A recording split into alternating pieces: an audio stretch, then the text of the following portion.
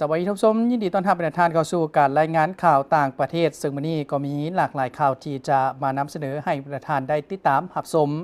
3 พรรคเพิ่มทวีการพัวพันหัวมือในระยะแห่งการพัฒนาใหม่ในวันที่ 6 กุมภาพันธ์ 2026 สหายทองลุ้นศรีสุริตเลขาธิการใหญ่คณะบริหารงานศูนย์กลางพรรคประชาชนปฏิวัติลาวประธานประเทศแห่งสาธารณรัฐประชาธิปไตยประชาชนลาวสหายตัวเริ่มเลขาธิการใหญ่คณะบริหารงานศูนย์กลางพรรคคอมมิวนิสต์เวียดนามและสมเด็จเตโซฮุนเซนประธานพรรคประชาชนกัมพูเชียประธานสภาสูงแห่งราชอาณาจักรกัมพูเชียได้พบปะสุดยอดลาวเวียดนามกัมพูเชียอยู่นครหลวงพนมเปญ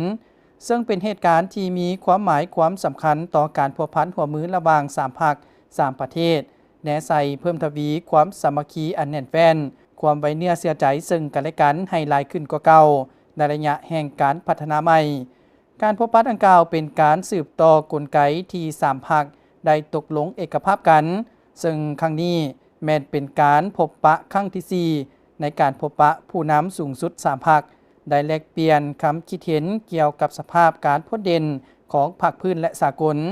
สภาพการของแต่ละพรรคแต่ละประเทศตีราคามากผลของการร่วมมือระหว่าง3 พรรค3 ประเทศในระยะผ่านมาและทิศทางการร่วมมือในต่อหน้าผู้นำสูงสุด3 ฝ่ายได้แสดงความสมเสยต่อบรรดาผลสำเร็จอันสำคัญหอบด้านที่3 พรรค3 ประเทศสามารถยัดมาได้แสดงความรู้บุญคุณและขอบใจต่อการสนับสนุนช่วยเหลือที่3 ฝ่ายได้มีให้แก่กันในเมื่อก่อนจนถึงปัจจุบันยืนยันว่าการพัวพันลาวเวียดนามกัมพูเชียมีความหมายยุทธศาสตร์สำคัญต่อกับการพัฒนาของแต่ละประเทศยืนยันคืนมูลเสื่อประวัติศาสตร์ความสามัคคีมิตรภาพความสนิทสนมช่วยเหลือซึ่งกันและกัน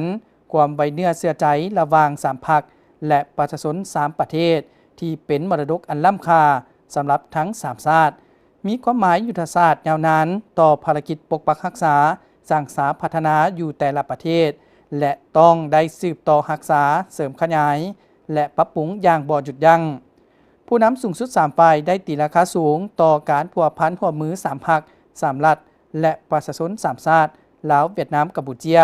ที่นับมือขยายตัวอย่างกว้างขวางลึกซึ้งแทบตัวจริงในบรรดาของเขตแขนงการในนั้นการพัวพันด้านการเมืองสืบต่อเป็นพื้นฐานเป็นเสาค้ำและเป็นทิศรวมแก่การพัวพัน3 พรรค3 ประเทศในขงเขตและแขนงการอื่นๆการพัวพันทางด้านป้องกันชาติป้องกันความสงบได้รับการสุกโยอย่างมีประสิทธิภาพประสิทธิผลการร่วมมือในขงเขตเศรษฐกิจอาเซียน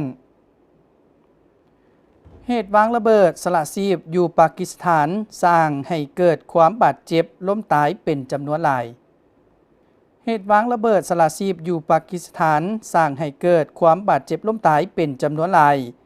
เหตุวางระเบิดสละชีพเกิดขึ้นในวันที่ 6 กุมภาพันธ์อยู่โบสถ์อิสลามนิกายซีแอตอยู่นครหลวงอิสลามาบัดของปากีสถาน